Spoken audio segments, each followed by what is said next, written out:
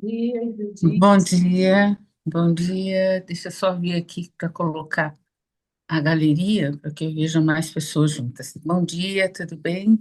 Bom dia. Dildinha, então, eu vou só começar a abrir a mesa, tá? E falar assim, os agradecimentos. Bom dia, meu nome é Cristiane Camerino. É uma grande alegria estar aqui hoje, apesar de toda essa confusão que deu, né, Dildinha? Mas, Sim, sim. enfim, é, especialmente para receber, né, a Dildinha Batista Nogueira e para encerrar o nosso ano institucional, né? Em meu nome e Fernanda Ripper, que por motivos pessoais não pôde estar presente, né? Queremos agradecer a SPC-RJ, representada por Marcelo Henrique, que ocupa o cargo de coordenador científico de ensino, pelo convite feito a nós para ficarmos responsáveis pela organização dos convites dos palestrantes desse ano. Foi um prazer imenso receber ao longo desse percurso, né? Isabel Haddad, Marco Antônio Coutinho, Fábio Belo, que foi sugestão do Marcelo, e hoje fechamos esse círculo de luzes, né, com a ilustre Zildinha Nogueira Batista. Ter você conosco, mesmo online, é um privilégio. Seu Obrigada. é um marco teórico que revisita as bases da psicanálise e aponta para um futuro mais consciente, inclusive da prática clínica. Sua trajetória, que inclui passagem pela USP e momentos no exterior, sempre foi marcada por um pensamento crítico. Consta que, num congresso de psicanálise em Paris, em 94, Isildinha proferiu uma fala impactante sobre sua vivência do racismo.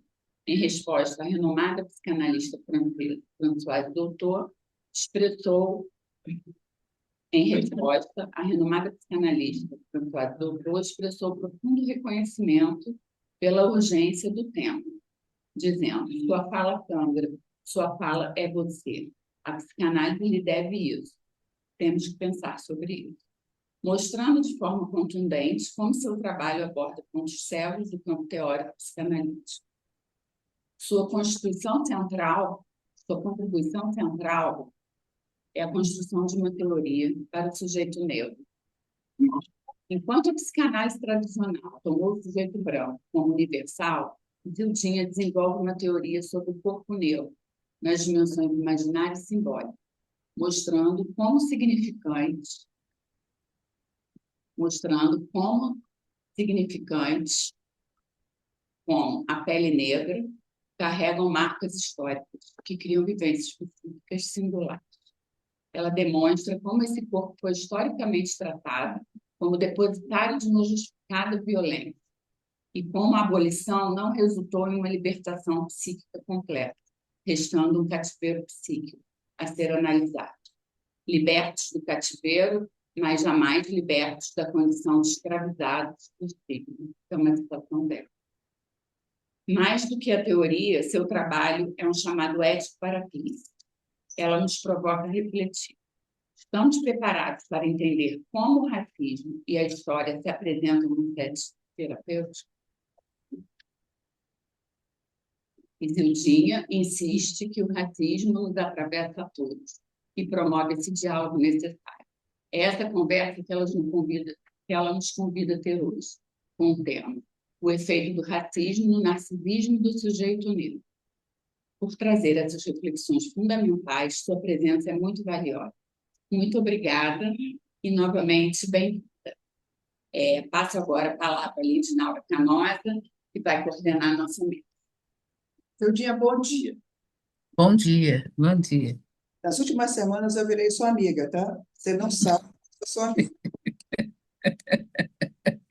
A primeira coisa que eu li, que eu escutei sobre você, que me impactou bastante, foi a sua opinião, uma consulta que você fez a um psicanalista, e você falando das questões que atravessavam o corpo negro, como você se sentia, os negros se sentiam, e ele lhe encaminhou a um psiquiatra, né? Uhum, uhum. E foi muito impactante, né? A segunda coisa que eu achei muito interessante, eu não vou lhe chamar de Zildinha Batista Camargo ou Camargo Batista, porque numa das suas falas, você relata um congresso que você ia e que a pessoa veio lhe mostrar como você ia ser representada, se seu nome estava correto. E aí você falou, não, Isildinha já é suficiente, né? Porque o Batista Nogueira de marca, né? É o nome Uhum, do Senhor, é o nome da colonização, é o nome do pertencimento, é o uhum, nome do corpo negro que é um objeto de posse. Então, uhum, não diz da sua transcendência, não diz da sua história, só diz a partir da diáspora, né? uhum, uhum. É o nome que te representa. O terceiro ponto de extrema simpatia é Françoise Doutor, que é uma amiga minha, também que ela não sabe, ela, na verdade, ela permeou todo o meu trabalho clínico e eu fiquei bastante encantada quando eu soube do seu encontro com o professor Doutor, que depois da sua fala até gostaria que você falasse um pouco sobre ela. Então, Sildinha, muito prazer ter você aqui e, por favor, pode começar a sua fala. Bom dia a todas, todos e todes. Bom, primeiro eu queria agradecer o convite, né? Sempre bem-vindo para mim poder falar com as mais diversas escolas. Eu tenho um amigo aqui da Sociedade de São Paulo, né, que diz para mim, Zildinha, você tem imunidade diplomática, porque vai a todas as escolas, a todos os campos, e, né, eu disse, olha, que bom, né, que a gente possa discutir em todas as escolas. A semana passada, na sexta passada, eu estava na Sociedade Junguiana, né, e eu achei que ia ser muito difícil esse diálogo, porque nós pensamos a partir de Freud e eles a partir de Jung, né? Mas foi excelente o diálogo, foi maravilhoso, conseguimos conversar, trocar. Eles têm uma base freudiana muito boa. E foi muito interessante, né? E tem sido interessante essas trocas. Quando lá já quase essa altura, quase 46, 47 anos, quando eu me encontrei com a doutor, foi um encontro maravilhoso. Era uma pessoa maravilhosa, acolhedora, atenta, escutava, efetivamente, tinha uma escuta maravilhosa. E pós minha fala, ela me diz: a sua fala sangra, a sua fala é você, a psicanálise lhe deve isso, né? E estando com o Jurandir Freire Costa no mesmo congresso, na ocasião, ele estava no mesmo congresso, recentemente o Jurandir lembrou, estávamos juntos numa homenagem a Neuza Santos Souza, e ele lembrou dessa fala da Françoise Dolto, que foi de grande impacto, né, porque ninguém esperava que ela pudesse fazer uma fala tão sensível a um tema que todos, de uma certa forma, mesmo naquele congresso, que se chamou Psicanálise sur la terreur, né, a psicanálise sobre o terror, ainda assim não se pensava o racismo como um terror, né? E o racismo é um terror permanente. Então foi muito importante na minha vida e posteriormente ela foi importante na minha vida, no aprendizado que eu fiz na Maison Vert, enfim, com ela foi muito interessante e importante. Bom, começando a conversar com vocês sobre o texto que eu hoje vou apresentar para a gente poder conversar. Esse texto eu apresentei recentemente, no último 18 de outubro, em Lima, no Peru, na Flapsip, e foi um texto muito bem aceito e deu muitas conversas. O efeito do racismo no narcisismo do sujeito negro. Eu queria, antes de começar todas as minhas falas, eu começo a dizer uma coisa muito importante que aprendi muito com um contemporâneo e um conterrâneo de Fanon, né, que foi Albert Memmi, que era um ensaísta, né, vinha do mesmo lugar que Fanon, um ensaísta naturalizado francês, assim como Fanon, e ele diz uma coisa, ele tem um livro que chama-se O Racismo, e ele começa o livro dele dizendo que o racismo, enquanto, né, uma categoria teórica, uma entidade teórica, ele nada representa, ele precisa de operadores para que ele possa existir, né? A partir disso, eu tenho pensado e penso, né, que o racismo nos atravessa a todos, brancos e negros. E quem são os operadores do racismo? Somos nós, né? Uma coisa é eu entender como o racismo atravessa o negro, outra coisa é eu entender como o racismo atravessa o branco, né? São duas formas diferentes que demanda que a gente possa refletir e que a gente faça uma pergunta que a mim me parece fundamental. Que racista sou eu? não é? Isso é importante, porque se a gente não se der conta de como o racismo opera em cada um de nós, nós não vamos conseguir lidar com isso, porque não se trata da ilusão de que isso vai desaparecer, mas de como lidamos com isso, né? Já que essa herança é uma herança muito galgada, né? No sistema econômico, inclusive, então, econômico, biológico, então, e vem de séculos, né? Desde fins de século XVI, né? Século antes até, né? Então, não vamos guardar essa ilusão de que, bom, isto vai desaparecer. Não, isso não vai desaparecer, mas como lidamos com isso, né? Que racista sou eu? Bom, vamos lá, vamos para o meu texto, depois para abrirmos para a discussão. Sendo eu uma analista negra, quando penso nos efeitos do racismo, nas estruturas narcísicas do sujeito negro, é impossível não associar os impactos duradouros e profundos nas sociedades colonizadas, deixando um legado de desigualdade social, dependência econômica, violência e conflito que se mantém até os dias de hoje. O colonialismo europeu foi um processo histórico complexo que envolveu dominação política, exploração econômica e imposição cultural, com consequências profundas e duradouras para as sociedades colonizadas. O colonialismo usou da escravidão dos negros e do trabalho forçado de mão de obra indígena, práticas comuns utilizadas especialmente nas Américas e África. A violência física e psicológica era utilizada pelos colonizadores como forma de submeter e aterrorizar os escravizados e dominá-los, o que gerou resistência por parte das populações colonizadas, que se manifestaram através de revoltas e tentativas de libertação. Um sistema impiedoso, particularmente no Brasil, gerou um trauma coletivo da população negra, que foi especialmente vilipendiada, violentada, desumanizada e humilhada para justificar a violência praticada pelos colonizadores brancos, que construíram aqui uma sociedade estruturalmente racista.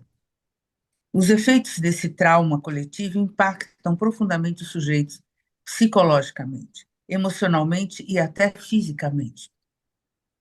Transmitido geracionalmente e se afirmando numa realidade de eterno devir, de violência e exclusão, praticados por uma política de Estado que persiste em não criar e manter políticas públicas que possam dar à população negra dignidade e acesso à cidadania, já que, a despeito da exclusão imposta a essa população, cumpre, na medida do possível, com seus deveres de cidadão, ainda que excluída de seus direitos de cidadania. Freud, em O Mal-Estar na Civilização, aponta para a dimensão trágica do encontro com a alteridade, o sofrimento psíquico, advém do nosso próprio corpo, do mundo externo e de nossas relações com outros homens. Para Freud, nossos relacionamentos são a maior fonte de sofrimento. O outro, na sua dimensão de pessoa, é o inferno corporificado. Por outro lado, não haveria humanidade sem o outro. A constituição psíquica depende do encontro com o outro, a alteridade, de forma sempre traumática. Nesse texto, Freud expõe uma visão pessimista acerca da relação entre o eu e o outro e conclui: em resultado disso, o seu próximo é para eles não apenas um ajudante potencial ou um objeto sexual, mas também alguém que tenta satisfazer sobre ele sua agressividade, explorar sua capacidade de trabalho sem compensação, utilizá-lo sexualmente sem seu consentimento, apoderar-se de suas posses, humilhá-lo, causar sofrimento e torturá-lo. O homo, homini lupus, o homem é o lobo do homem. Ou seja, esta visão de Freud é uma consequência da sua reflexão acerca do conceito de narcisismo, partindo da noção dos desejos narcísicos do eu, onde o outro será um obstáculo. De uma perspectiva metapsicológica, assim funcionamos. Portanto, quando pensamos o racismo na sua especificidade vivida pelo negro no projeto colonial, que criou uma sociedade de exclusão e desumanização para melhor explorá-lo, numa tentativa perversa de escravização do seu corpo e de sua alma. Penso que fazer a escuta do sujeito negro implica, em termos, uma compreensão da metapsicologia do sujeito negro e de sua constituição, tendo como ponto de partida esse passado sócio-histórico-econômico que determinou para o corpo negro configurações psíquicas peculiares. Proponho pensar a dimensão simbólica do corpo negro e do ideal imaginário da brancura numa tentativa de se humanizar. Partindo do referencial da teoria psicanalítica, busco entender o modo como as significações que o racismo envolve e se inscreve psiquicamente para o negro e o modo como elas vão produzir a dimensão simbólica do corpo negro e ideal imaginário da brancura. Tais inscrições psíquicas não são simplesmente resultado da introjeção das experiências de discriminação efetivamente vivenciadas, mas se constituem na infância, envolvendo momentos iniciais da constituição subjetiva, afetando os negros independentemente de sua posição econômica e social. Abordo a condição de negro como produto da interação dialética entre, de um lado, as representações sociais ideologicamente estruturadas e as estruturas socioeconômicas que as produziram e as reproduzem, e de outro, as configurações que formam o universo psíquico.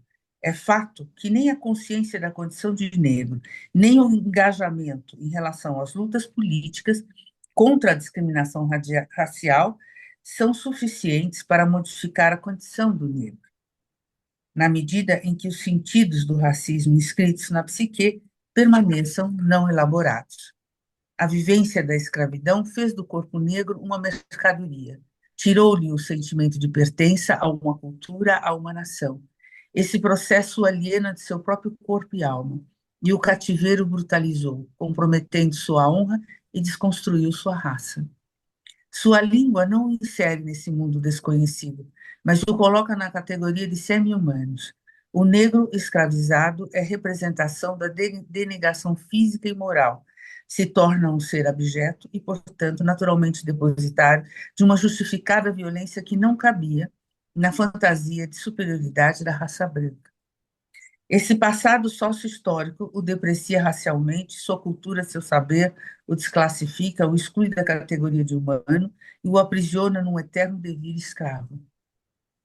Seu corpo negro é excluído de um lugar, numa cultura que o colocou como servil e depositário de todas as mazelas que justificam sua exclusão. A abolição não lhe garante a cidadania, na realidade não o libertou, não lhe garantiu as condições necessárias mínimas para o exercício da cidadania. Apenas o liberta do cativeiro das correntes físicas, mas o mantém por tempo indeterminado no cativeiro psíquico de uma imagem que, com o crivo da ciência, justificaria a inumanidade do negro. Foram muitos os estudos e pesquisas científicas que, tendo estudado a conformação do cérebro africano, pretendiam provar a incapacidade mental do negro. A liberdade do negro, como nos diz Achille Mbembe, não nos permite compartilhar direitos, prazeres, trabalhos, dores e muito menos a morte. Podemos ser assassinados aos olhos da lei sem que seja de fato um crime, que permanecerá sem reparação possível. Num acordo cordial perverso, a morte dos negros não importa. Consciente desse passado socioeconômico e histórico, me proponho, a partir da psicanálise, pensar esse corpo negro como categoria imaginária e simbólica. Afinal, é enquanto corpo imaginário e simbólico que o corpo vai se inscrever na dimensão psíquica, questões que desenvolvi no meu trabalho de tese, Acordo Inconsciente e Significações do Corpo Negro. Para a psicanálise, o corpo enquanto tal é irrepresentável, impossível de ser capturado numa representação. O real do corpo permanece fantasmaticamente ligado às experiências arcaicas e despedaçamento anteriores à fase do espelho. O corpo imaginário corresponde à imagem totalizadora que se conquista na fase do espelho e que lhe advém pelo reconhecimento do outro. É nesta experiência fundadora que se produzem as estruturas de identificação. Se o corpo imaginário constitui um todo, uma imagem, um contínuo de ligações, o corpo simbólico corresponde à forma significante, isto é, a algo que, como parte, representa uma relação simbólica, aquilo que, enquanto tal, escapa à representação. Na dimensão simbólica será, portanto, um pedaço, um aspecto do corpo devidamente simbolizado, isto é, investido de significação, que emerge como marca uma totalização impossível. Explorei as dimensões imaginárias e simbólicas do corpo negro, que, do meu ponto de vista, produzem vivências psíquicas singulares, das quais entendi que produzem para o negro uma condição subjetiva particular. A complexidade da sua vivência do processo do espelho, que para o negro produz um processo de identificação com a brancura, enquanto justamente aquilo que na imagem especular lhe escapa. Considerei a pele negra como significante do ponto de vista do corpo simbólico, como aquilo que representa a condição de negro para negros e não negros. Explorei os sentidos aos quais tal significante se associa nas redes simbólicas da formação social. Explorando as dimensões imaginárias e simbólicas que a experiência de portar um corpo negro produz, as vivências psíquicas que experimentam os negros. Françoise Dolto, sua amiga, minha querida, em seu livro A Imagem Inconsciente do Corpo, estabelece uma distinção entre os conceitos de imagem do corpo e de esquema corporal, cujos sentidos são confundidos. O esquema corporal indica a condição de representante da espécie do indivíduo, sendo, em geral, o mesmo para todos, o de pertencimento à raça humana. A imagem do corpo não se define a partir desse inexorável pertencimento genérico à espécie humana. Ela é única a cada um, singular, está ligada ao sujeito, à sua história, é inconsciente e sustentada no narcisismo. A imagem do corpo é uma construção imaginária determinada pelo fato de que o aparelho psíquico se estrutura nas instâncias psíquicas do id, do ego e do superego, tal como propôs Freud.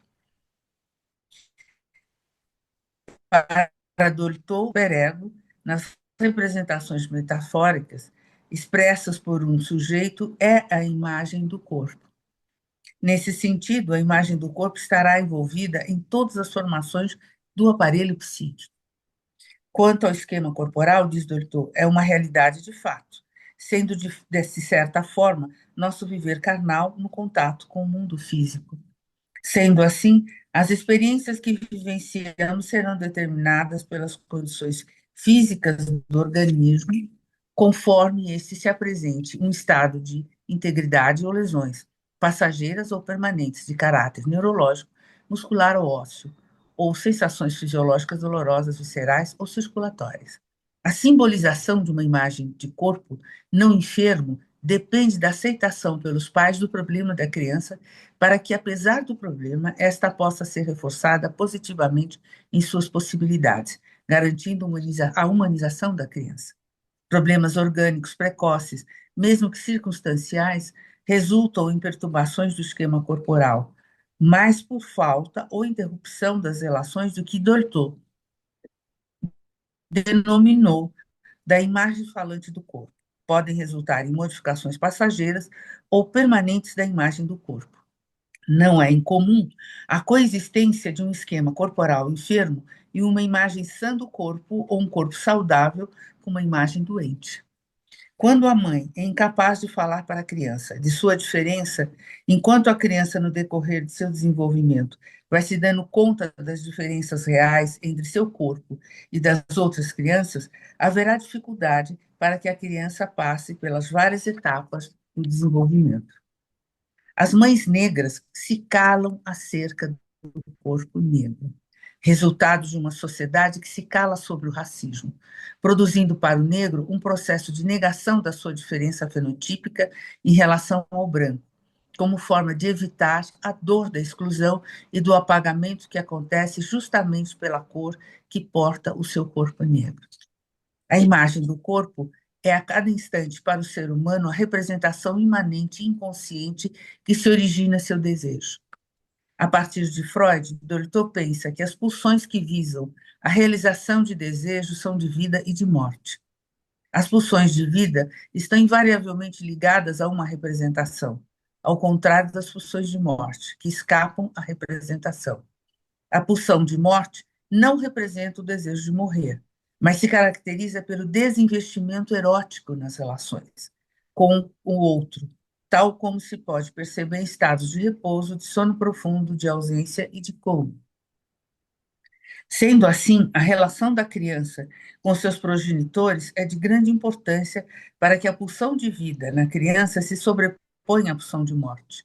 Isto é, para que seu investimento erótico e autoerótico aconteça nas relações com o outro, ao invés de um desinvestimento e consequente cisão consigo mesmo, não permitiria à criança a elaboração de sua imagem do corpo que se constrói na história do sujeito.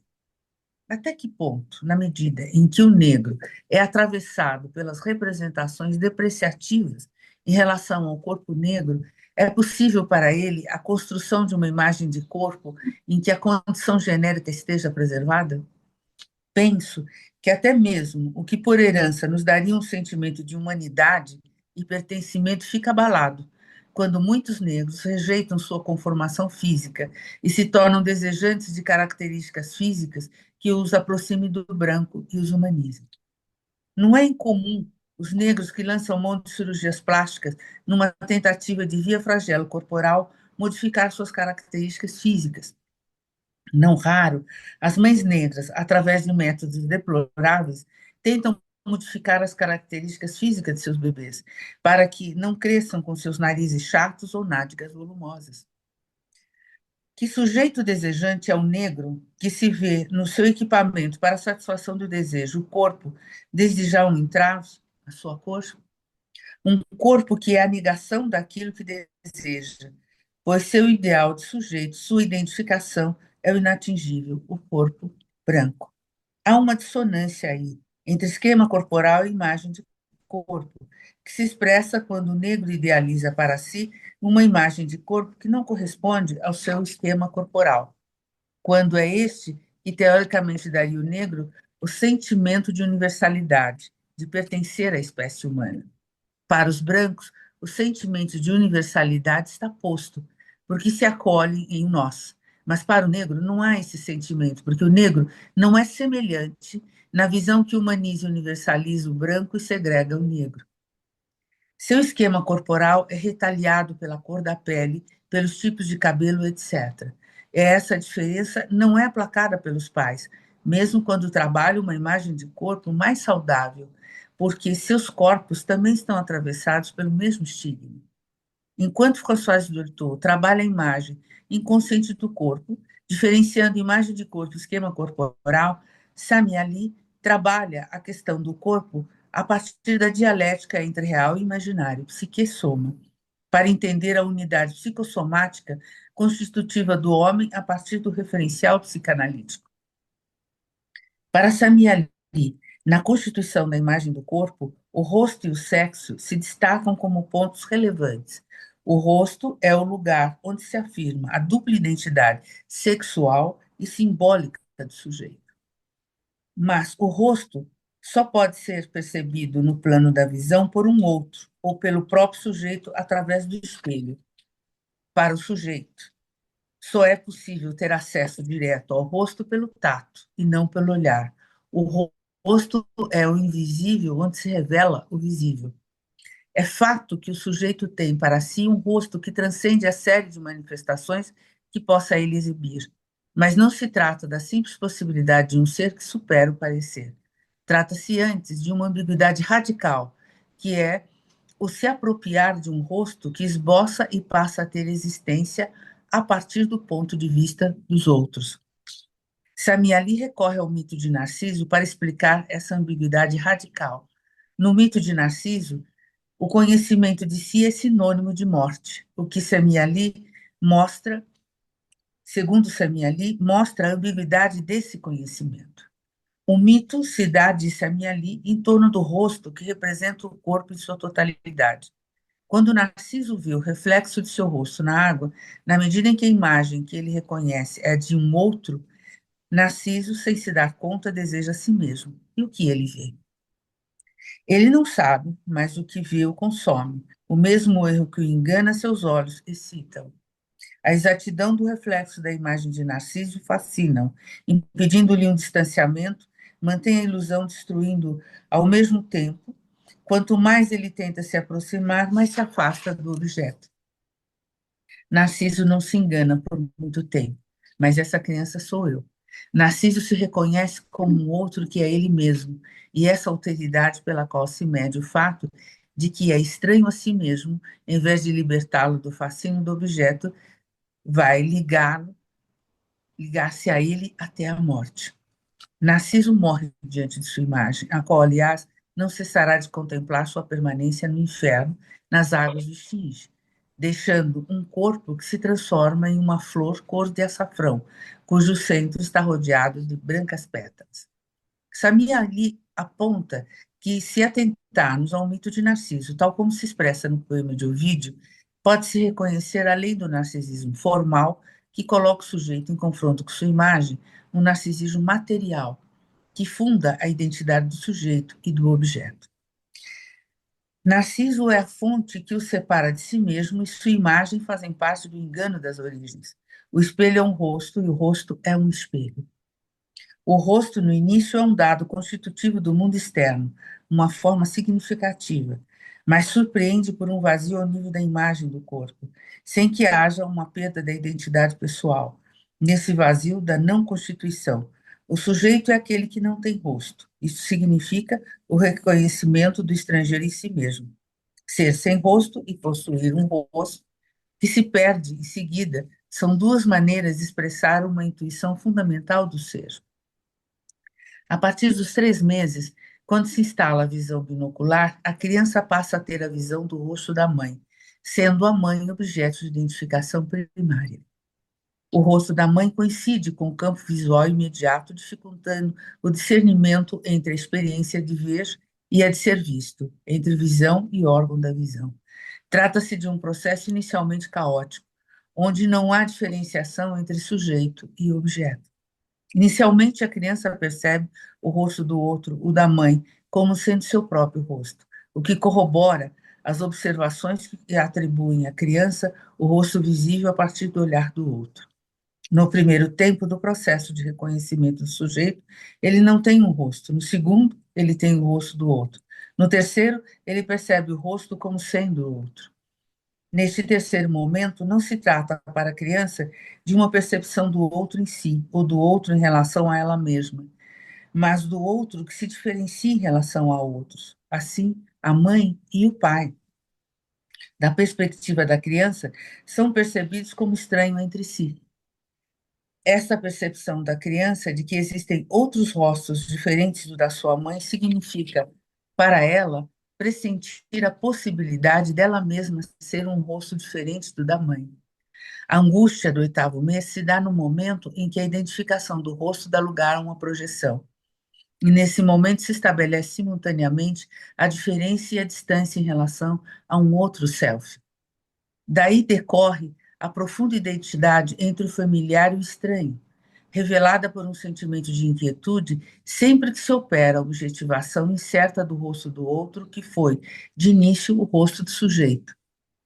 É nesse processo que o sujeito se descobre como duplo, pois a imagem de si, garantida num primeiro momento pela identificação com o rosto da mãe, se vê afetada pela dimensão de alteridade, que produz para o sujeito uma perda de si mesmo no estranho. É esse processo que Sami Ali chama de angústia de despersonalização. A partir desse processo, a criança passa a reconhecer no rosto da mãe um outro com o qual ela anteriormente se identificou, o que produz um sentimento estranho e inquietante em que a criança percebe a distância entre si mesmo e o outro, mãe. Sou e não sou o rosto do outro. Estranho que é o outro em relação ao outro, isto é, ao próprio sujeito. Ao projetar seus impulsos, a criança disporá das noções de estranho e ruim, de familiar e bom. Aqui, bom e ruim se relacionam à elaboração da criança em relação à presença e ausência da figura materna, representando uma clivagem do sujeito e do objeto. Para Sami Ali, é sob esse fundo que se dá para a criança a experiência do espelho. Se, de um lado, ela dá acesso para o sujeito à identidade enquanto rosto, essa, uma vez atravessada pela dimensão da alteridade, produz uma vivência ambivalente, o sentimento de possuir um rosto enquanto um dentro e, ao mesmo tempo, não possuí-lo enquanto um fora. A experiência do espelho, segundo Samiali, coloca desde o início o sujeito em contraposição com o outro, um outro que ainda não é o próprio sujeito. Esta experiência, portanto, se caracteriza por um processo de desidentificação do rosto da mãe para um processo de identificação com o rosto do próprio sujeito. Samiali lança mão de um conceito de Lacan, a sução jubilatória, para explicar que a criança da fase do espelho depende da mãe para se alimentar em processo de desenvolvimento de suas funções motoras e está longe de colocar em ação todo o processo dialético da identificação com o outro.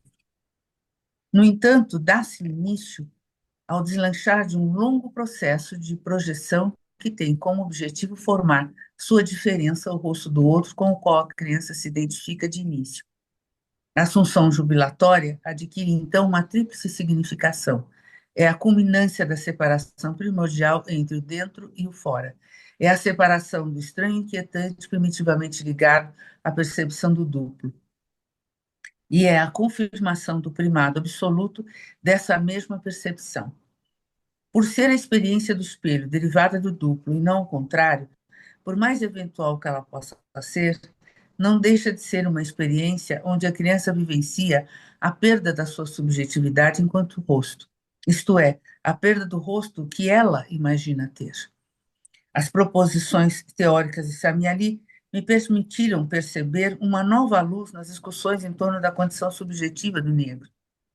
O modo como o negro é pensado pode ser exemplificado pelo comentário de Jurandir Ferri Costa, quando afirma que ser negro é ser violentado de forma constante, contínua e cruel, sem pausa ou repouso, por uma dupla injunção: a de encarnar o corpo e os ideais de ego do sujeito branco e a de recusar, negar e anular a presença do corpo negro. Para Jurandir Freire, é a violência racista que, como um peso insuportável, se impõe ao negro através de uma norma psicossossomática criada e imposta por uma classe dominante branca. A violência racista se baseia na destruição da identidade do negro. À medida que o negro se depara com o esfacelamento de sua identidade negra, ele se vê obrigado a internalizar um ideal de ego branco. A identidade do sujeito depende em grande parte do corpo, ou imagem corporal eroticamente investida. Isto é, a identidade depende da relação que o sujeito cria com o próprio corpo. Freire conclui que, a partir do momento em que o negro toma consciência do racismo, seu psiquismo é marcado com o selo da perseguição pelo próprio corpo, o corpo negro. E é em função dessa consciência que o sujeito passa a controlar, observar e vigiar o corpo que se opõe à construção da identidade branca, que foi obrigado a desejar. E é aí que o sofrimento pela consciência da diferença de seu corpo em relação ao corpo branco faz emergir a negação e o ódio ao seu próprio corpo, o corpo negro. Eu, no entanto, penso que essa condição é mais que uma injunção, como afirma Freire. Jurandir Freire. Ao meu ver, trata-se de algo que ultrapassa os limites do imposto, mas que se caracteriza como o que propõe chamar de sobreposto. Negar e anular o próprio corpo não torna o sujeito o outro, visto que só existimos como sujeito em relação ao outro, a alteridade. Portanto, ser sujeito é ser o outro, e ser o outro é não ser o próprio sujeito, no caso do negro. O que somos nós, os negros? O ser negro corresponde a uma categoria incluída num código social que se expressa dentro de um campo étnico-semântico, onde o significante cor negro, negra, encerra vários significados. O signo negro remete não só à posição inferior, mas também a características biológicas que supostamente aquém do valor das propriedades biológicas atribuídas aos brancos.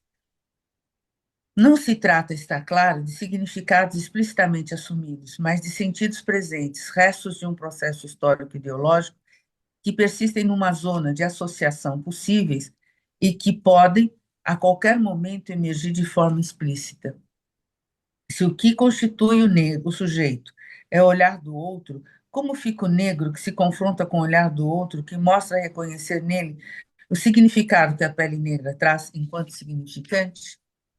Resta ao negro, para além de seus fantasmas, inerentes ao ser humano, o desejo de recusar esse significante que representa o significado que ele tenta negar, negando-se dessa forma a si mesmo pela negação do próprio corpo.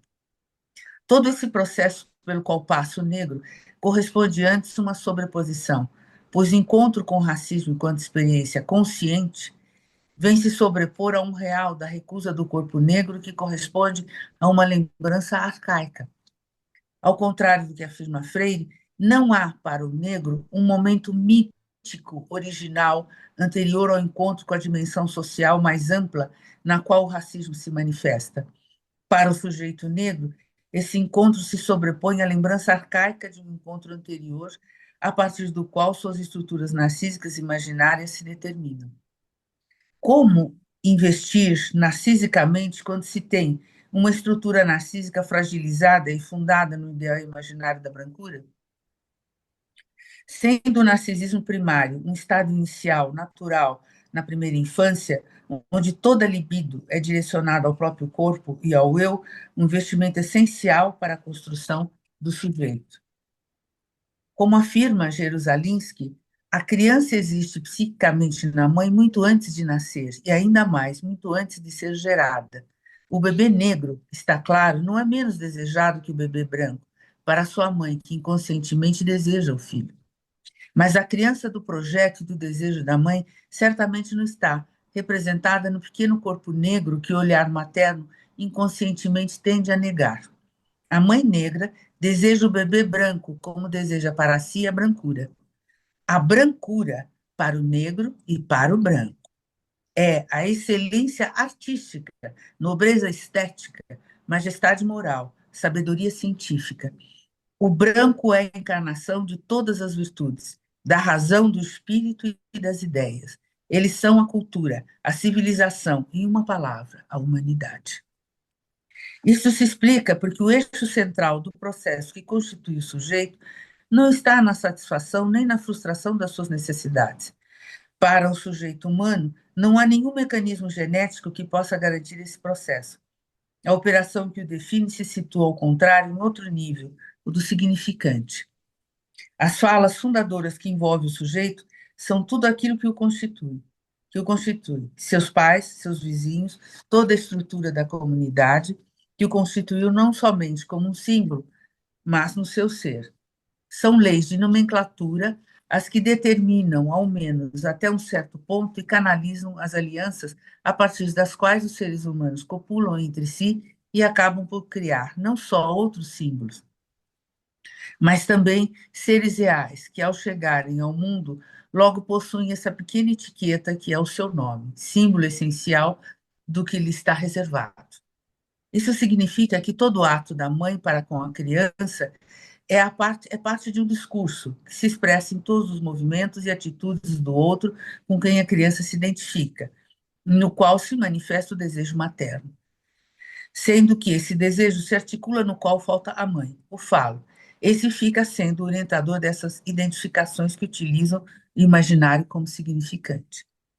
Partindo das proposições lacanianas, entendo o falo como que representa o poder, a plenitude, a felicidade. Ao transpor essas proposições para a situação da mãe negra, cuja falta se expressa enquanto desejo de ser branca, portanto, do desejo desse poder que ela não detém, que lhe falta, vemos que a criança negra sofreria na relação original sua primeira avaria, pois o que a constitui como sujeito nesse momento original, o desejo da mãe, já estaria impregnado de um significado que é negado no discurso da própria mãe. Assim, não dispondo de qualquer possibilidade em processo identificatório, forjado no desejo do que seria ser branco, projeta, portanto, o branco que nunca será por condição biológica. O negro sofre do medo permanente da perda da sua imagem, tal qual ele a mantém em sua representação imaginária, a de branco, mantida por um ideal de brancura. Entre o que o olhar do outro reflete para o sujeito negro e a imagem que o negro tem de seu próprio corpo negro, há, na verdade, uma coincidência. O que o olhar do outro lhe mostra desse modo é o que, no seu desejo, o sujeito negro recusa: o fato de que ele é a encarnação do significado negro, na medida em que ele traz no corpo o significante negro. A experiência do espelho para a criança negra se dará de modo singular. Como para qualquer criança, é na experiência que Lacan denominou estágio do espelho que produz a experiência de domínio do corpo como uma totalidade, em substituição àquilo que anteriormente era vivenciado em pedaços. Mas a particularidade que a experiência do espelho na criança negra envolve diz respeito ao fato de que o fascínio que essa experiência produz é acompanhado simultaneamente por uma repulsa à imagem que o espelho virtualmente oferece.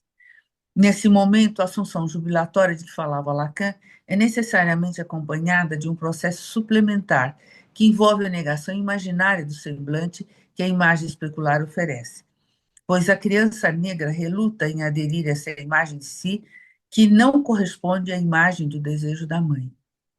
Ao tomar-se pela imagem que aquela imagem é ela, mas não reconhecendo ali a imagem do desejo da mãe, a criança se vê então inconscientemente mobilizada a procurar nessa imagem o que a reconciliaria com o desejo materno. Nesse movimento, produz-se um mecanismo complexo de identificação não identificação que reproduz para a criança negra as experiências do adulto negro, o fato de sua identificação imaginária ser atravessado pelo ideal da brancura. Para se reconciliar com a imagem do desejo materno, a brancura, a criança negra precisa negar alguma coisa de si mesma. O que Lacan chamou de identificação primordial com uma imagem ideal de si mesma, na experiência da criança negra, ocorre de forma conturbada, porque a imagem que o espelho lhe dá exige, para ser introjetada, uma operação suplementar de idealização. É preciso projetar nessa imagem um ideal de brancura para afastar dela o componente de rejeição que a pele negra envolve no desejo materno. A criança negra desenvolve uma relação persecutória com o corpo negro. Segundo Sami Ali, é no processo de despersonalização que o sujeito vivencia uma alternância entre perder e recuperar a sensação de ter um corpo, o que acarretaria uma angústia que se refere ao medo de perder a forma humana, na possibilidade de uma possessão que o faria se transformar em um animal ou algo inominável. Daí resulta o imenso pavor da loucura, estado permanente de angústia, de despersonalização. Desencadeia-se, então, para o sujeito, uma ânsia desesperada por estar em relações transferencialmente positivas. É o caso de se perguntar se tal processo de despersonalização não é algo que o negro, guardadas as devidas proporções, vivencia de uma forma crônica e que estranhamente não leva às suas últimas consequências, ou seja, a loucura. Lembremos que é num processo inconsciente que essa gênese se dará, como resultante de um duplo processo identificatório e projetivo. Ser o sujeito sendo concomitantemente o outro, ser o outro não sendo o próprio sujeito. Evidentemente, no confuso processo por que passam os negros, ser sujeito no outro significa não ser o real do seu próprio corpo, que deve ser negado para que se possa ser o outro. Esta imagem de si forjada na relação com o outro e no ideal de brancura, não só não guarda nenhuma semelhança com o real de seu próprio corpo, mas é por este negada, estabelecendo-se ali uma confusão entre o real e o imaginário. O sujeito assim fragilizado se vê exposto a uma situação em que nada separa o real do imaginário. As fantasias estão concomitantemente dentro e fora. Na despersonalização, por conseguinte, o sujeito trata suas fantasias como objetos reais e trata os objetos reais como fantasias. Duas particularidades que remetem, por ocasião da formação da imagem do corpo, aos inícios imprecisos da separação, mediatizada por uma projeção primordial do dentro e do fora. O sujeito vive o mundo no corpo e o corpo no mundo. Despersonalização, estranho, inquietante, são duas faces de um mesmo e único processo desrealizante. Estranho, inquietante porque é, ao mesmo tempo, simultaneamente estranho e familiar. Esse é o conceito freudiano das unheimlich, um jogo dialético complexo, onde o familiar e o inquietante se localizam no mesmo e único objeto. O estranho inquietante se dá ao nível do espaço sensorial, espaço este organizado pela visão, que, dependendo das modificações que esse espaço possa vir a sofrer, pode tornar o objeto familiar estranhamente inquietante. O sentimento de estranho inquietante é um confuso retorno a uma organização espacial onde tudo se reduz ao dentro e ao fora, e onde o dentro é também o fora. Penso que esse movimento do estranho inquietante pode bem caracterizar o tipo de experiência que marca a relação do negro com o dia a dia no meio social. É impossível para o negro não se perturbar com as ameaças aterradoras que lhe chegam via racismo. Dentro desse universo de terror, mesmo que o negro acredite conscientemente que tais ameaças racistas não se cumprirão, o pavor não desaparece, porque ele traz no corpo o significado que incita e justifica para o outro a violência racista. Tendo o sujeito negro suas estruturas narcísicas fragilizadas, dificultando assim sua passagem para o narcisismo secundário. Seu investimento em outros objetos, pessoas, por exemplo, quase sempre é frustrante pelo não reconhecimento do branco, causando para o negro uma baixa autoestima, não importando o esforço que ele tenha feito para a aquisição dos atributos de brancura, resultando no desequilíbrio do investimento narcísico.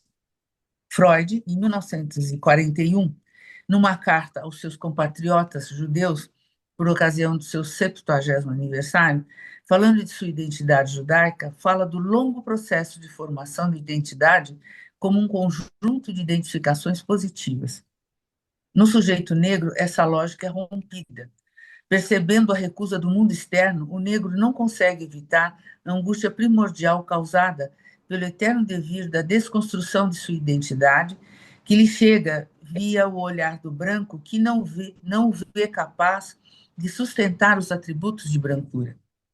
A falta de investimento libidinal, de forma adequada, do próprio eu e no mundo,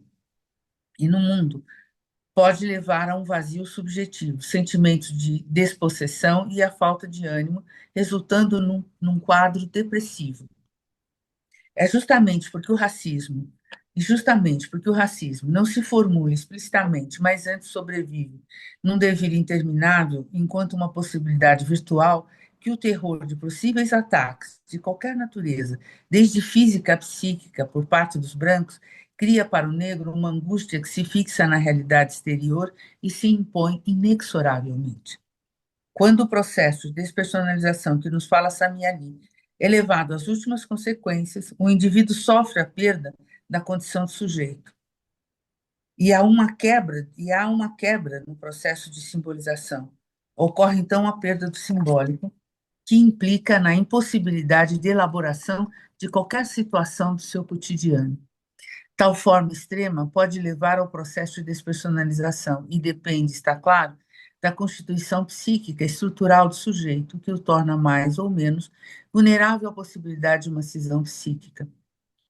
Historicamente, os manicômios, antigos hospitais psiquiátricos, tinham em sua maioria pacientes negros. Penso que isso é decorrente desse processo sócio-histórico-econômico aliado a uma fragilidade psíquica. Durante anos, esses pacientes foram vistos como psicóticos, confinados e medicados, sem uma escuta possível que lhes permitisse uma simbolização possível desse lugar imposto por uma sociedade estruturalmente racista, que os condenou ao pagamento de si mesmo e os excluiu de sua condição de sujeito. Eu não tirei toda essa metapsicologia do nada. Quando eu estava fazendo minha formação na Europa, estava também simultaneamente na Bélgica, um querido amigo de mais de 40 anos, Kabengele Munanga, que muitos de vocês devem ter ouvido falar ou conhecem, um antropólogo afro-brasileiro, porque é africano de origem, mesmo, né, nascido em África. Ele estava na Bélgica, na Universidade de Louvain, né, fazendo por lá um período na universidade, dando aula na universidade. Ele me convida para passar um final de semana com a família dele. E ele disse assim: bom, no domingo nós vamos almoçar na casa de uns amigos, uns professores da universidade brancos, que acabaram de adotar uma menininha negra muito linda. Bom, lá fomos nós. Ao chegarmos, um apartamento belíssimo, grande, assim, ao chegarmos, avistamos de longe a menininha negra no colo da mãe que ia com todos, dava os bracinhos, sorria para todos. À medida que a mãe foi chegando perto de mim e do Cabenguelê, somos negros retintos, o Cabenguelê ainda mais retinto do que eu, a menininha foi ficando desesperada, apavorada e se encolhendo no colo da mãe, como se ela tivesse um grande pavor das nossas figuras. A mãe, sei lá por que passou pela cabeça dela, ela vai até um espelho assim no alto e coloca a menina na frente do espelho e ela desmaiou. Foi um horror, todos nós ficamos apavorados com o desmaio da criança. A criança volta, ela no colo da mãe, ela abraça a mãe desesperada, passa a mãozinha no rosto da mãe, ela tinha uns 8 meses para 9 meses, passa a mãozinha no rosto da mãe, no rosto dela, e chora desesperadamente. A mãe a acalma, a mãe volta com ela para o espelho e ela desmaia novamente. E eu falo: chega, né? Vamos parar com isso. Foi aí que eu percebi, né? O que era se ver nesta condição, porque ela se imaginava como a mãe, ela não se imaginava ou como o corpinho negro dela, ela se achava branca como a mãe, né? Bom, espero que não tenha cansado vocês com esse meu trabalho longo, mas que tenha dado subsídios para a gente fazer, levar adiante uma discussão.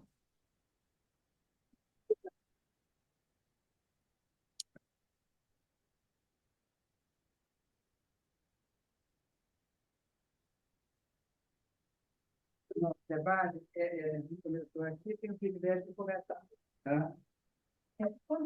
Seria uma questão mesmo psicológica, e depois uma questão de inserção social. A meta psicológica, você já falou um pouco de quando esse bebê nasce, filho de um casal preto, ele já nasce sendo um símbolo de fracasso desses pais, porque é projetado nessa criança todas as excelências, tanto de ele já nasce preto, que é onde da Por forma. favor, eu não estou ouvindo bem. Tem alguém falando, mas não ouço com clareza. Eu vou retornar à pergunta. Você estava falando do desapontamento que os pais negros têm ao nascimento de um bebê, porque, de alguma maneira, como o ideal de uma excelência é a brancura, é quase como se fosse um fracasso ter um bebê com a pele preta. E aí, falando da imagem corporal e do esquema corporal, se a gente pensa que o ego é, antes de tudo, corporal, e o lugar da projeção, tá, dos ideais maternos e paternos, como fica essa imagem corporal com o esquema corporal se esse bebê já, inicialmente, já é um fracasso para os ideais dos pais? E, em segundo ponto, eu gostaria de pensar, ou de que você falasse, que você fez uma distinção em algum lugar por aí, entre preconceito, racismo e discriminação. E da sua experiência que você está tendo, os alunos da USP, que estão entrando no sistema de cotas, né? E de como elas, no sistema de cotas, entram à universidade, mas eles são insuficientes para a população que frequenta a USP, que são pessoas de uma outra classe social, que falam línguas, que têm uma cultura geral mais ampla, e que a quantidade de suicídios que tem acontecido com essa população negra. E depois a gente abre para o debate. Bom, só as suas questões da. Só o que você coloca, eu tenho várias questões para responder. Vamos começar pelo final, talvez a gente, né, consiga evoluir. De fato, no Brasil, a gente sempre usou preconceito, racismo e discriminação como se fossem palavras sinônimas entre si, né? Não o são, né? O preconceito, ele é natural. Isso quem me disse pessoalmente foi Marcelo Vinhar, que era um grande amigo, né? É, e ele, um grande psicanalista uruguaio, e ele me disse uma vez que, bom, o preconceito, ele é natural à condição humana, né? Porque nós pensamos e teorizamos sem nenhuma eu diria, sem nenhuma lógica, né? O preconceito constrói uma lógica que não tem nenhum fundamento, digamos assim, mas ele está ligado a um desejo nosso, a uma visão nossa de mundo. Isso é preconceito. Portanto, a nossa visão sempre expressará um preconceito, porque ele está dentro desta condição. Ao olhar para alguém que é diferente, olhar para alguma coisa, né, eu vou construir né, uma ideia atravessada pela minha visão pessoal portanto, uma visão que vai me diferenciar do outro, do que o outro tem ou do que o outro é. Isso é preconceito. Ele é parte da condição humana. Então, tem pessoas que dizem, mas eu não sou preconceituosa. Não, é por condição, né? Nós somos preconceituosos por condição. O racismo, né, ele se fundamenta, ele se pretende científico, e ele se baseia na desconstrução da humanidade do outro, né? Ele está fundado na biologia. Eu me lembro perfeitamente, na década de 80, quando surgiu um livro que chamava A Curva do Sino, que foi feito por dois cientistas judeu-americanos, e do qual eles tentavam provar a inferioridade racial de negros e asiáticos, né? E eles diziam, se vocês prestarem atenção, há negros que nascem com 6 dedos, né? Assim, né? Era a construção, uma construção baseada numa falsa ciência, num falso raciocínio, né, científico que, na verdade, desumaniza para poder justificar a destruição do outro. O racismo necessariamente está ligado à desconstrução e à destruição do outro, que foi no que o colonialismo se baseou. Porque quando o colonialismo, né, ele busca desumanizar o negro, ele justifica a brutalização que é feita com o negro. Rapidamente, a título de curiosidade, vou ler para vocês um trecho do meu próprio livro que diz assim: em 1878, se não falo nenhuma bobagem, veio para o Brasil um cientista francês chamado Louis Conti, que é convidado a vir para fazer um estudo sobre a população negra, né? Para saber se havia possibilidade de libertá-los da escravidão ou não. Esse documento está na Biblioteca Nacional do Rio de Janeiro, portanto, todos vocês podem ter acesso a ele, e ele tem uma conclusão rápida e pequena acerca do estudo dele.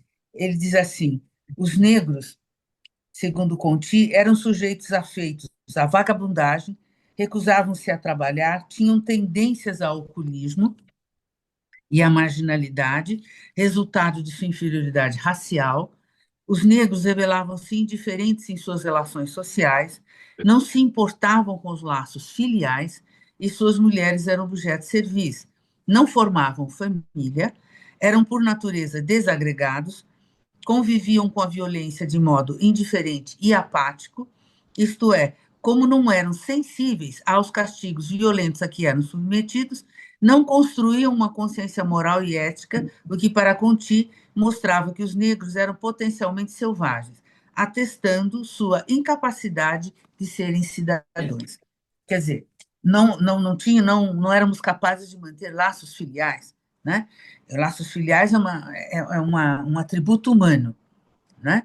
Então, não era isso isso não é verdade, isso não é real. Éramos objetos, éramos vendidos.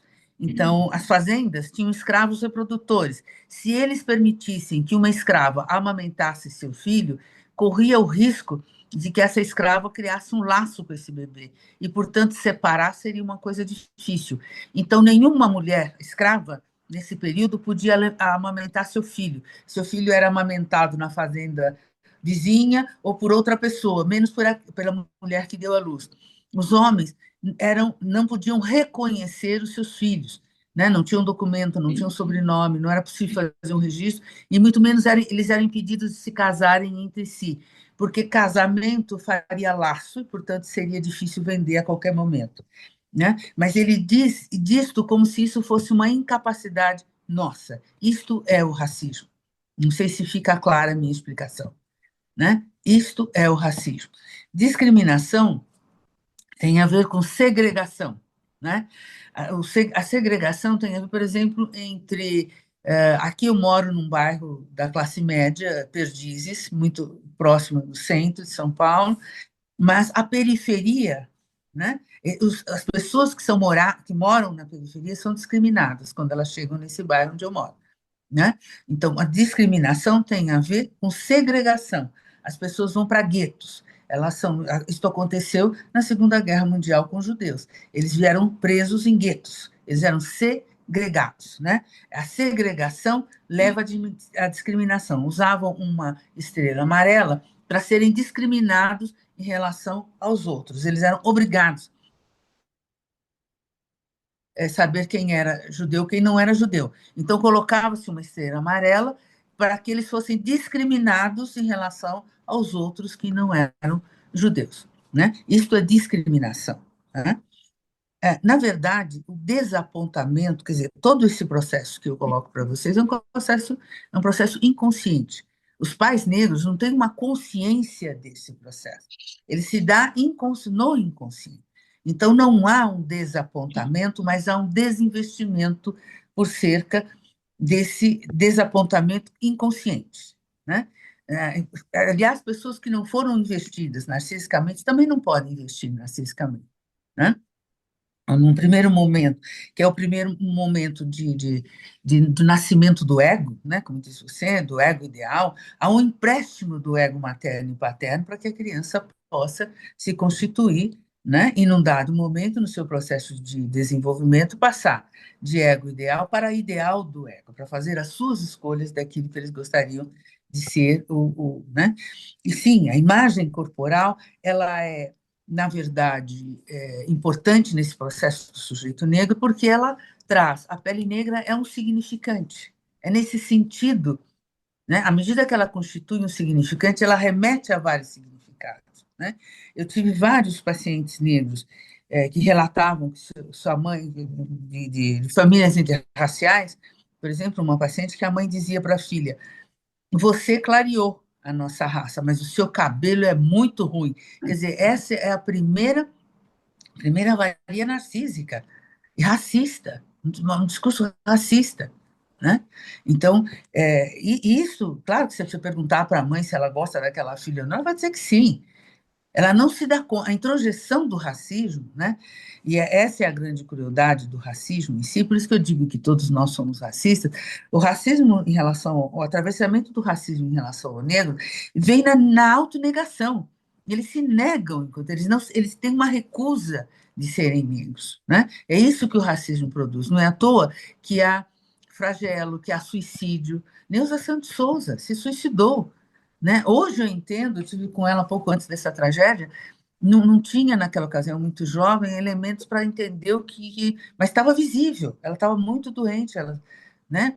Psicotizou, doente, ela se mata, né? Ah, mas se matou por conta do racismo. Não só, né? Mas a base das causas do suicídio era isso, né? E era se pensar numa condição branca e não ser branca. O Jurandir Freire, quando estive com ele no agosto último, agora de 2025, numa homenagem à Neuza, né? E graças a Deus reconciliamos. Ele não sabe disso, mas eu passei anos muito magoada com ele, porque no prefácio do Tornar-se Negro, ele não se refere ao trabalho da Neuza. Né? Em nenhum momento ele diz nada sobre o trabalho dele, em algum momento ele fala autora, mas não diz dela. E é um prefácio maravilhoso, tanto é que deu um livro esse prefácio e tal. Mas eu tinha essa mágoa, por que ele não tinha falado dela? É uma coisa intuitiva. E nesse de 40 anos, nós ficamos sem nos encontrar 40 anos, e nos encontramos nesse evento. Eu sabia que ia encontrar, e disse: bom, um dia eu vou ter que lidar com isso, e vou ter que ter a coragem de dizer para ele como me sinto magoada com isso. Não foi necessário, porque ele falou na minha frente, ele disse assim: nós silenciamos Neuza Santos Souza. Ela foi silenciada. Quando ele diz isso, nos reconciliamos na minha cabeça, né? Porque ele reconheceu e ele disse: sabe lá o que é você fazer um trabalho excelente, mas não ser reconhecido pelos seus pares? Né? A diferença do meu trabalho nesse momento da história, né?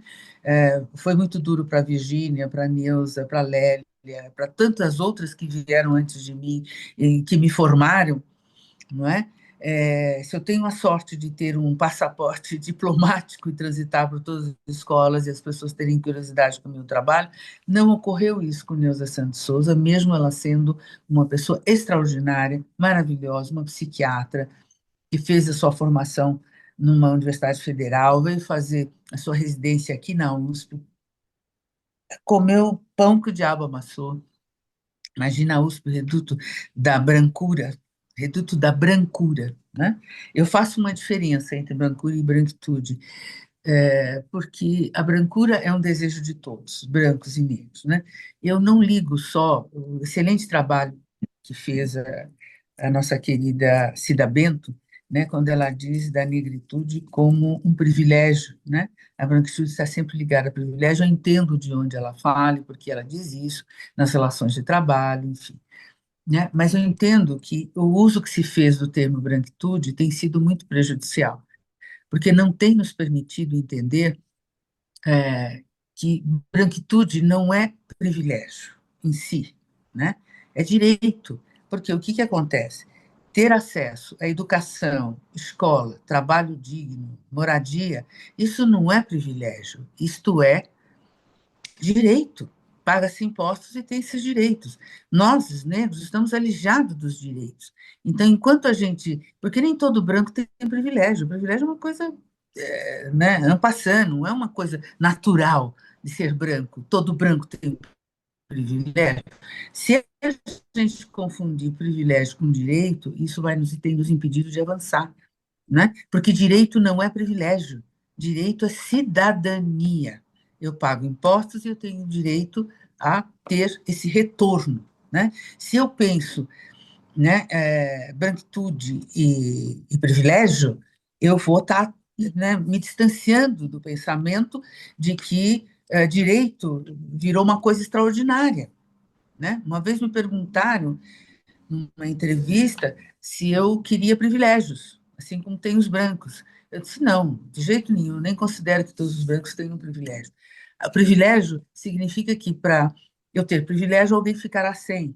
Jamais gostaria de ter privilégio. Mas, né, branquitude é, sobretudo, direitos, e é sobre isso que se trata, direitos.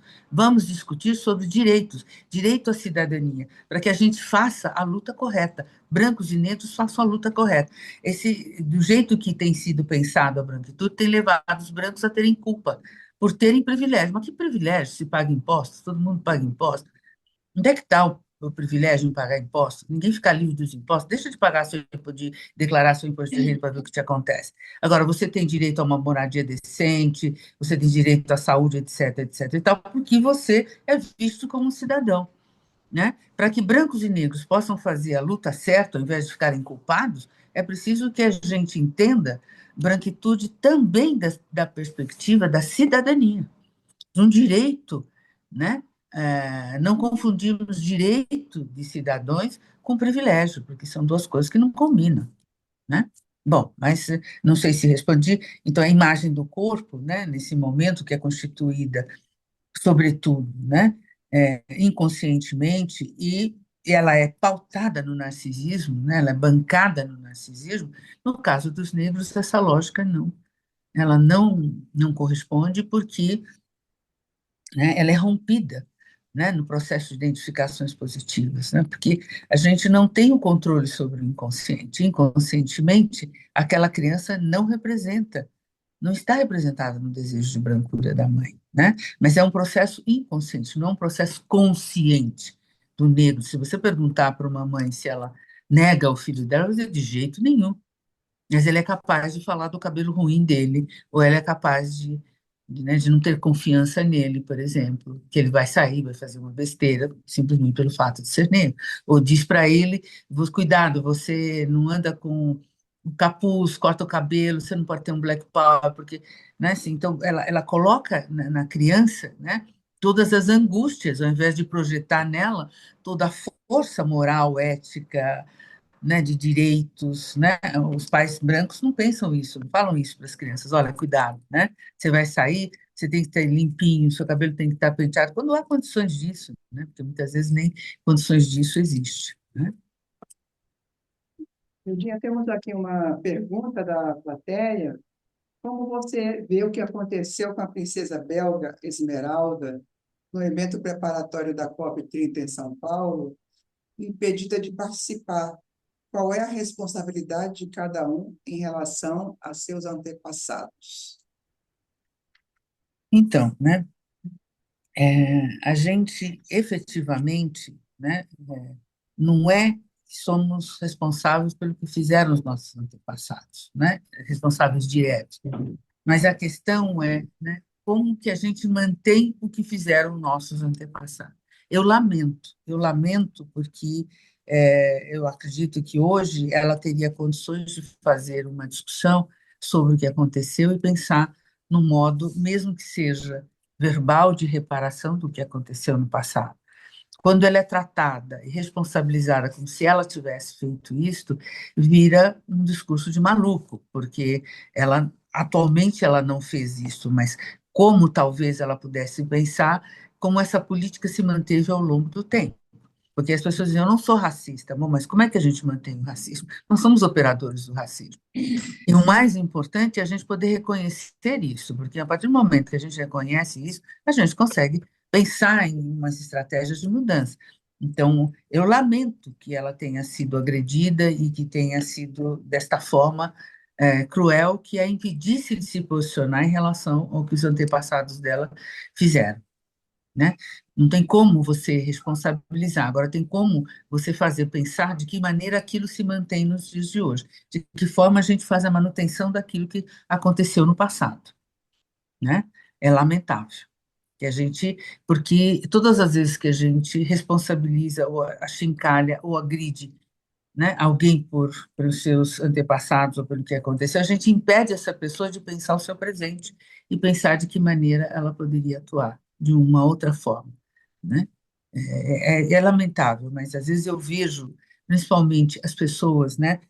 O meu raciocínio, ele é absolutamente psicanalítico, ele não é político. Eu costumo dizer que clínica não é militância, militância não é clínica. São dois momentos importantes e necessários, né? A militância está para né, as lutas políticas, né, por políticas públicas, por lugar, por reconhecimento histórico, etc, etc. A clínica é outra coisa, né? É lidar com a singularidade do sujeito e o sofrimento psíquico.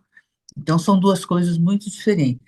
Mas como nós estamos vivendo uma era muito conturbada, né, onde o pensamento da extrema-direita tem alcançado níveis inimagináveis, né, nós nos tornamos seres agressivos, abusivos, né, onde o ataque se sobrepõe ao diálogo, né? Não é hoje importante atacar a princesa belga, o importante é que ela reconheça o que aconteceu e de que maneira essa reparação pode acontecer, né? Assim, que ela se perceba de que forma se mantém tudo isso. Bem, como não tem outra pergunta, eu vou continuar perguntando. O que você pensa de a sua tese demorar 23 anos para ser publicada em livro, né? Mesmo você sendo essa imunidade diplomática em toda a sociedade psicanalítica, né? O que leva? Você acha que ainda tem um resíduo que faz calar uma voz negra para ter esse gap de 23 anos entre a defesa da sua tese e a publicação da sua tese, Gildi? Olha, no momento em que eu defendi minha tese, a banca formada por Cabanguilé, Miriam Schneider, enfim, né, gente muito bacana, e muitos meus amigos, inclusive hoje. Mas naquele momento, ainda era um momento onde eu estava sendo absolutamente ousada, né? Não tinha psicanalistas negros, eu fui a primeira psicanalista em São Paulo, e muito menos espaço nas escolas de formação de psicanálise, que eram duas na ocasião, inclusive, era a Sociedade de Psicanálise e o SED Sapientes, que estava começando. Só tinham essas duas escolas, então um universo muito pequeno da alta burguesia, né? E, obviamente, quando né, eles disseram, essa tese precisa ser publicada amanhã, no dia seguinte eu peguei esse trabalho, fui até uma editora, que era do Manuel Berlin, que era uma figura muito bacana, que depois veio a ser muito meu amigo, uma pessoa muito querida, editora escuta, e a responsável pela aceitação dos trabalhos, tal, falou, olha, eu vou ler e depois te dou um parecer. E a resposta dela foi, esse assunto não nos interessa. né? E eu disse, naquele momento, eu disse para mim mesmo, foi ali que eu pensei pela primeira vez algo que eu defino como paciência histórica. Paciência histórica não significa não fazer nada, é dar tempo das coisas amadurecerem. Eu continuei trabalhando, a imunidade diplomática aconteceu via o trabalho de muitos anos, não foi, eu defendi a tese, já tinha essa imunidade, ninguém nem sabia quem eu era, não tinha feito minha formação aqui, fui fazer na França, então quando eu chego, eu não tinha o métier psicanalítico, porque você faz, você entra numa escola e você tem um métier. Eu não tinha isso, né? Bom, a minha ex-analista hoje, né, daquela época brasileira, me disse assim: você é incrível, né? Porque eu cheguei 8 meses depois que cheguei de Paris, eu tinha a mesma clínica do tamanho que eu tenho hoje, com 14 pacientes dia, e recusando muita gente para nada, né? Mas isso porque Dortô, sua querida amiga, me disse. Eu falei para ela, eu tenho medo de voltar para o meu país, eu não sei o que vai ser comigo e como é que eu vou clinicar. Eles não vão acreditar em mim. Ela disse, não se preocupa com isso. Uma clínica se faz de bucho ou réu. Nunca me esqueci disso. Eu vim com isso dentro de mim, né? Uma clínica se faz de boca a boca, né? Fora a Radmila Zigorris que diz para mim, confia no seu trabalho. O seu trabalho vai dizer quem você é. Então, esta construção foi acontecendo e eu disse para mim mesmo, não vou mais atrás de nenhuma editora. Vai ficar na USP essa tese, se alguém tiver interesse, vai poder consultá-la. Então, durante todos esses anos, todo mundo conhecia, nunca teve lançamento do meu livro, porque todo mundo já conhecia a tese. Já conhecia, a primeira vez que eu fiz a sociedade, que eles me convidaram para falar, eles tinham minha tese na biblioteca. Então, todo mundo já conhecia o trabalho. E quando, da ocasião da publicação, não fui eu que fui atrás de uma editora. 5 editoras vieram atrás de mim para eu publicar, e eu escolhi uma delas, né? Então, acho que é preciso, paciência histórica não significa não fazer nada, mas é entender o tempo de cada coisa. Foi melhor que demorasse 23 anos, né? E que esse trabalho fosse se consolidando, que minha pesquisa fosse também se consolidando aos poucos, né? Nada na humanidade muda da noite para o dia, senão vira uma novidade que acaba no dia seguinte, né? E o que eu percebo hoje, né? Um grande amigo meu, hoje amigo, muito amigo, né? Mário Eduardo de Campinas, que pertence ao Corpo, ele, quando foi me apresentar o mês passado num trabalho, ele disse: esse seu trabalho ele é fundante, né? Então, por que ele faz isso? Ou por que ele é isso? Porque a paciência histórica deu conta disto, né? Não sou eu pessoalmente, mas ele foi se construindo. No mês passado, quando eu, numa conferência no Peru, eu fui aplaudida de pé, e apresentei exatamente esse trabalho que eu apresentei para vocês hoje. Durante 3 minutos, as pessoas me aplaudiram em pé, analistas latino-americanos de todas as escolas estavam presentes, né, de todas as escolas, de todos os países latino-americanos, inclusive o Brasil, né? Então, isto foi se consolidando com o tempo, né? Não há em mim nenhum desespero para que as coisas aconteçam amanhã, porque eu não confio nisso, né? Eu tenho receio dessas coisas que hoje modernamente aparecem, inclusive, como um grande sucesso na internet, amanhã todo mundo já esqueceu, não existe mais, né? Então, porque cada dia tem uma novidade. Não gostaria que meu trabalho fosse visto como uma novidade, mas como um trabalho que está buscando entender, né? Obviamente, ele não responde a todas as questões e nem é suficiente para entender essa metapsicologia do sujeito negro, que vem sendo construída desde Virgínia Bicudo, Maria Manhança, aí no Rio, ela vem sendo construída, né? Ela vem sendo trabalhada. Ela não é uma exclusividade minha, nem um trabalho único meu, né? Mas a gente precisa ir construindo para que a gente tenha solidez naquilo que nós estamos falando, estamos apresentando. Eu tinha ter mais uma questão aqui da nossos colegas. Eu gostaria de saber se as cotas estão sendo produtivas diante da força antagônica do racismo estrutural. Olha, as cotas sempre foi positivas, né? Se a gente pensar que o Obama foi resultado de cotas, a gente pode dizer que sim, ela é positiva, né?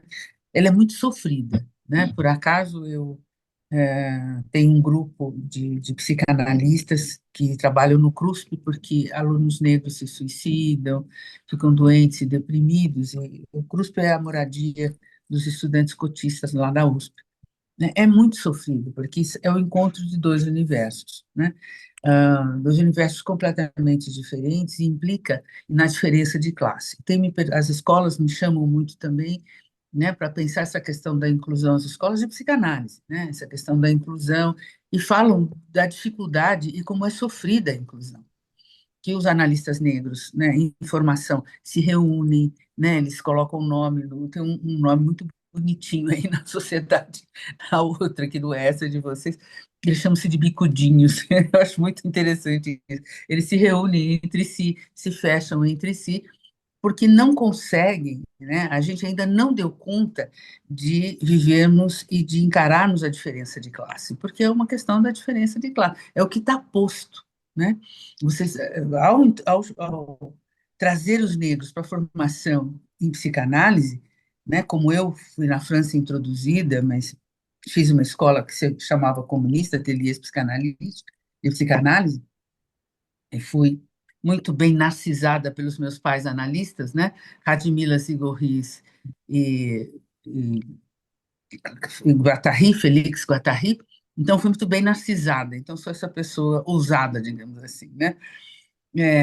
E, na verdade, a gente tem que trabalhar e tem que entender essas diferenças de classe, né? Qual é a cultura que os negros vão trazendo para dentro das instituições, seja a USP, seja a Sociedade de Psicanálise, seja o Corpo Freudiano, não importa qual a cultura que eles estão trazendo e qual a cultura que vocês estão, né? Quando eu proponho que cada um de nós pense que racista sou eu, exatamente para que a gente pense inclusive essa questão da diferença de classe e como nós agimos dentro de determinada classe, né? Nós, os negros,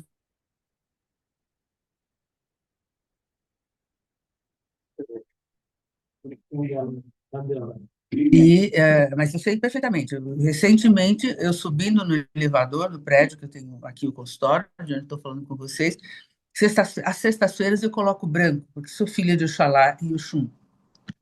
Subindo no elevador, uma senhora, uma criança de colo, me pergunta: Você pode me indicar uma babá?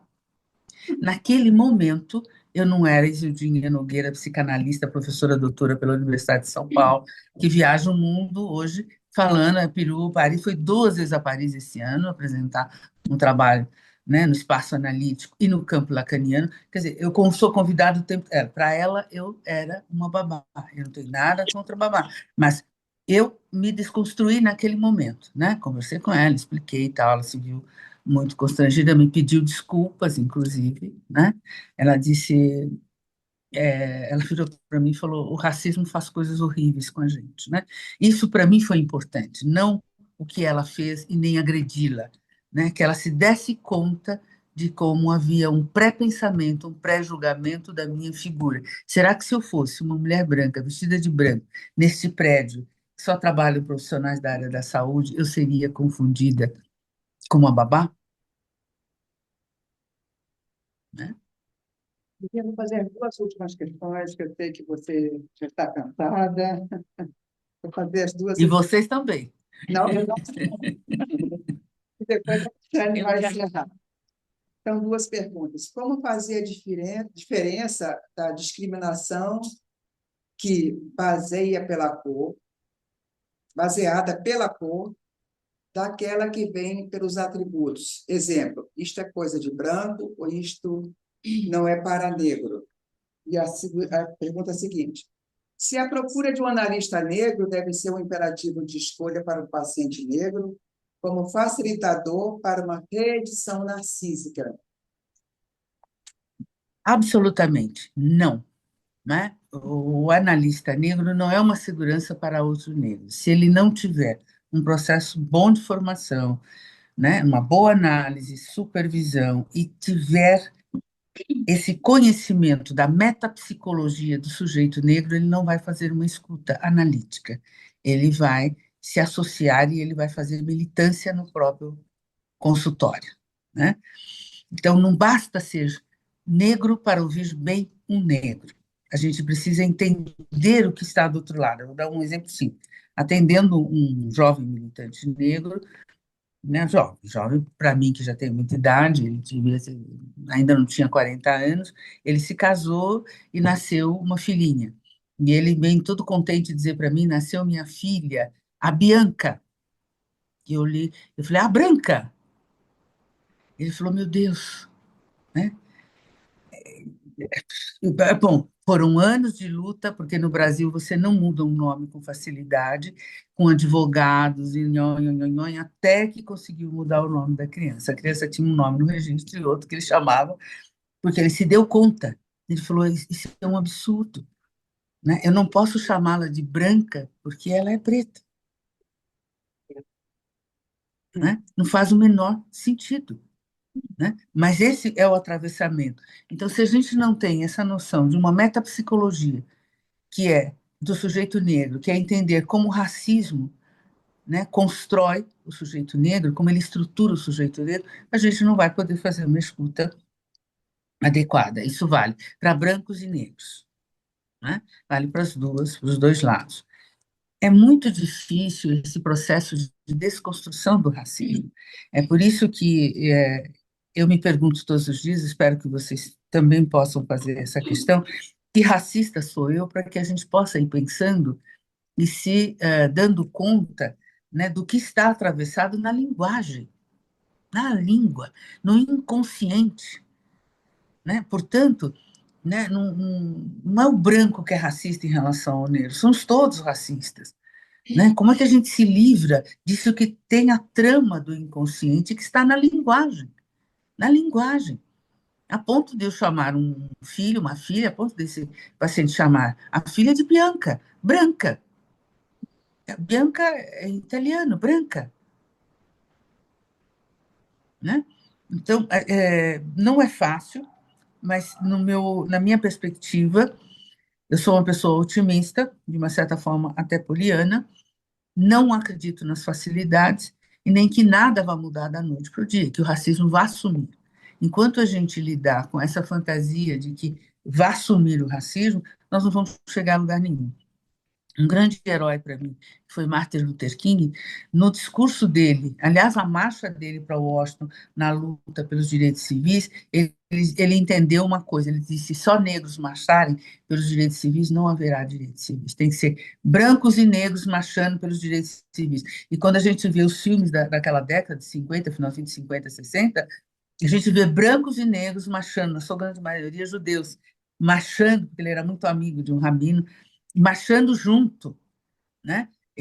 Porque ele disse só assim nós vamos, que é exatamente o que eu digo em relação, né, a termos direito, a termos cidadania. Se essa luta não for feita por brancos e negros, não haverá direitos, né?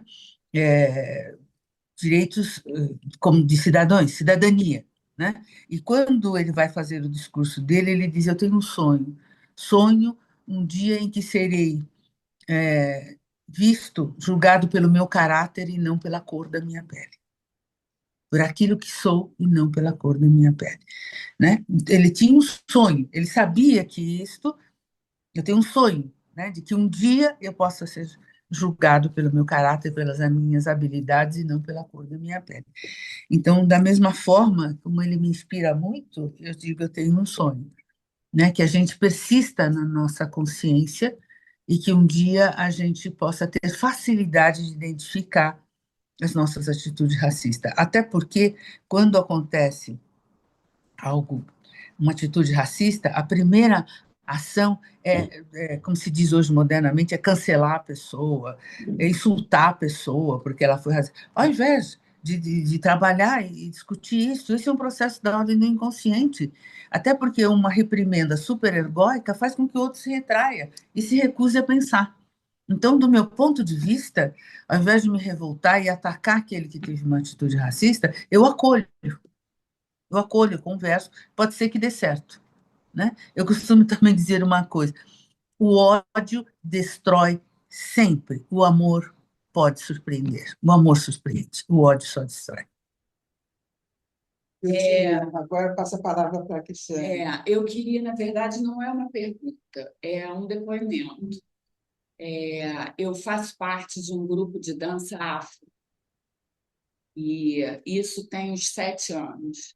Então, de 7 anos para cá, eu virei outra pessoa, porque, inclusive, isso que você falou, né? Que racista sou eu, né? Como que isso tudo.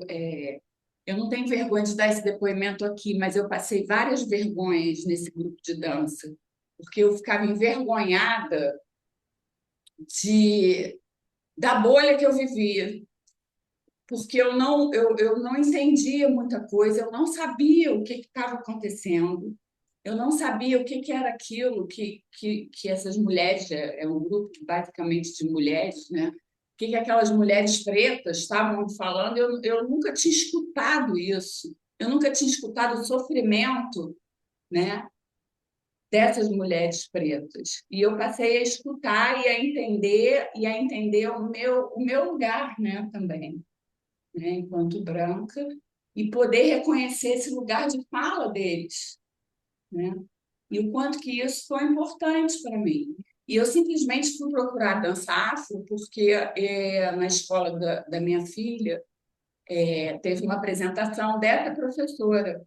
E aí eu assisti a apresentação, que era uma dança para Oxum, lindíssima, e eu fiquei encantada com aquela dança. Falei, que coisa linda, quero ver, eu quero ir lá ver. E aí procurei a professora, que é formada em filosofia.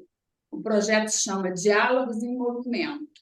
Então, antes da aula, a gente tem sempre uma conversa, né, onde depoimentos são dados, é um grupo, né? Então, tudo é falado, né? Então, assim, eu quis dar esse depoimento aqui, porque eu acho que eu reconheci o quanto eu estava silenciada, né? O quanto que eu não entendia. Inclusive, a minha primeira analista era negra. E eu não tinha me dado conta. Só depois que eu passei por esse grupo que eu fui me dar conta disso.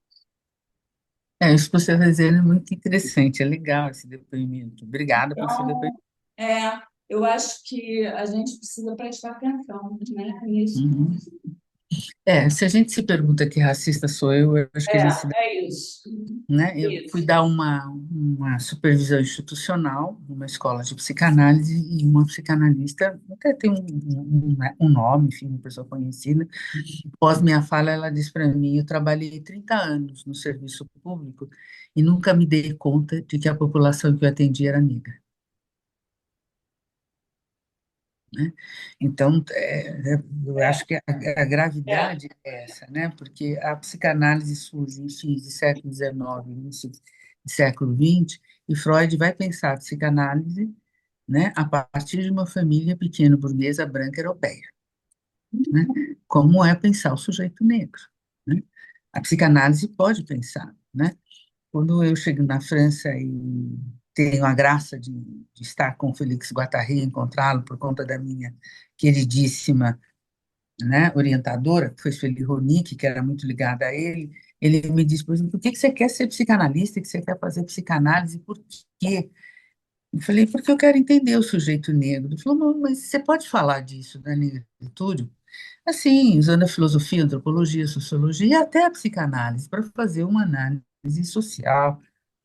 Eu falei, Felix, a psicanálise, eu tinha essa liberdade de chamar ele pelo primeiro nome. Felix, a psicanálise não serve para pensar os seres humanos, a história, o tempo. Ele falou, Sérgio, eu fiz então, eu sou humanidade. Ele disse, você vai ser uma psicanalista, né? Então, acho que isto é importante a gente se dar conta disso, porque a gente normalizou, universalizou o sujeito branco como sujeito da psicanálise, e a gente ouve como, a partir disto, né? A partir desse paradigma que, né, que serve o sujeito universal, como se não houvesse diferenças, como se não tivéssemos atravessamentos do social, né? Então, e a gente não pode pensar que isto já passou. Recentemente, quando eu estive no Campo Lacaniano, em Paris, para fazer uma fala, uma eminente psicanalista francesa mundialmente conhecida faz uma fala que me levou a fazer um manifesto em relação ao que ela disse. Em São Paulo, eu tenho mais de 2.000 assinaturas nesse manifesto. E ela diz: o colonialismo e a escravidão foram uma consequência natural do capitalismo. E eu disse: ninguém pode naturalizar a escravidão, em tempo algum. Né? E aí, Tami Yauch, que é muito meu amigo pessoal, disse: a fala dela está fundada no manifesto que saiu em 2019 no Le Monde, onde 80 psicanalistas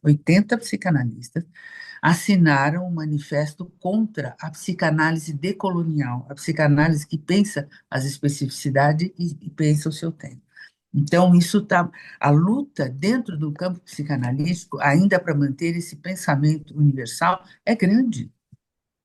É grande. Na Europa, ela é mais forte do que nunca.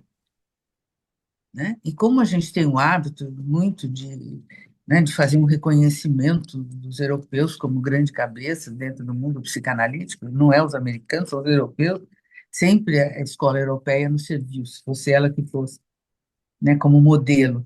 Mas veja que a grande maioria, com exceção de poucas escolas, ainda pensam o sujeito universal. E vem uma aberração a gente poder pensar, usar a psicanálise para pensar outras condições da diferença, né? Seja de raça, seja de sexualidade, seja trans, seja o que for. Né? Uma pessoa que é convidada para ir a um belíssimo, belíssimo, maravilhoso congresso do campo lacaniano, pensando as atuais diferenças, pensando a decolonialidade, e ela chega lá e diz: eu não sei o que vim fazer aqui, nem o que vou dizer. Eu sou uma mulher branca, europeia, estou de branco e nasci em Paris. Ela localizou o sujeito. O resto não é sujeito. Eu falei: não, isso não pode ficar assim. Fiz um manifesto. E não sei se vocês têm notícias dele, mas fiz um manifesto. Esse manifesto ainda está andando, né? Corre. E contra, inclusive, né? Porque 2019 foi ontem. Ah, mas as pessoas me dizem: ah, mas 2019 já está longe. Eu falei: não está longe, não. Foi ontem, historicamente é ontem. Se a gente ainda valoriza, e eu valorizo muito os textos do Freud, estudos do Freud, e o Freud era um cientista honestíssimo. Ele dizia: hoje penso assim, amanhã outros pensarão diferente. E disse mais: disse, as histéricas são produto do seu tempo. Isso quer dizer que nós somos atravessados pelas condições do nosso tempo, política, sociológica, antropológica. Então, Freud já era essa pessoa moderna, dentro do seu próprio tempo. Não é possível que o mundo psicanalítico se veja tão reacionário. Né? Bom, espero que tenha sido uma manhã proveitosa, que a gente tenha conseguido conversar, né? E trocarmos. Não ouço o que vocês estão dizendo.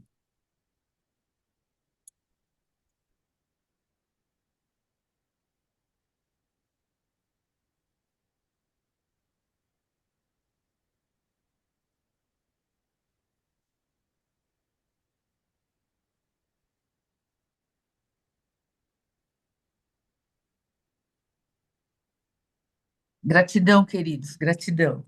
Muita gratidão.